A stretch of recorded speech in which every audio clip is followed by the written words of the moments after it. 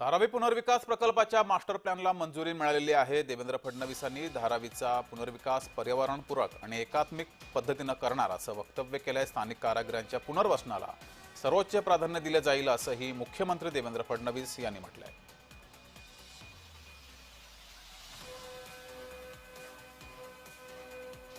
धारावी पुनर्विकास प्रकल्पाच्या मास्टर प्लॅनला मंजुरी देण्यात आलेली आहे असं देवेंद्र फडणवीस यांनी म्हटलंय आणि इथल्या कारागिरांना सर्वोच्च प्राधान्य दिले जाईल असंही फडणवीसांनी म्हटले। काय निर्देश दिलेत पाहूयात।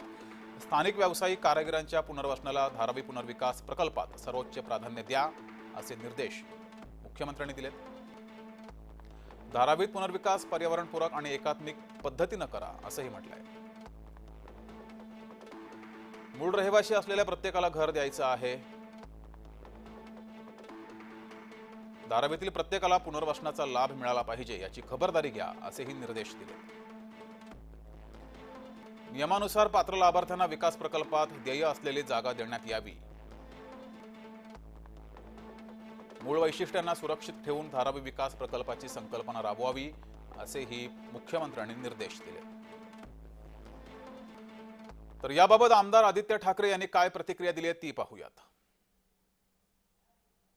धारावीचा विकास किंवा पुनर्विकास हा होणं गरजेचं आहे, पण कोणी कितीही बैठका घेतल्या, कोणी त्यांच्या मालकांसाठी बैठका घेतल्या तरी धारावीकरांचे जे हक्क आहेत ते तसेच राहिले पाहिजेत। आमच्या ज्या मागण्या आहेत की धारावीमध्ये नक्की काय करणार तुम्ही हे लोकांसमोर आलं पाहिजे। आमच्या मागण्या ह्याच आहेत की ह्या जे काही टेंडरच्या आजूबाजूचं जे जास्ती त्यांना दिलं जाते, मग मुलुंडमध्ये आहे, विक्रोळीत आहे, घाटकोपरमध्ये आहे, अक्सा बीचला आहे, कदाचित उद्या कुलाबात येईल, कधी विक्रोळीत येईल, जिथे अदानी समूह बोट दाखवते तिथे ती जागा त्यांना मोफत दिली जाते।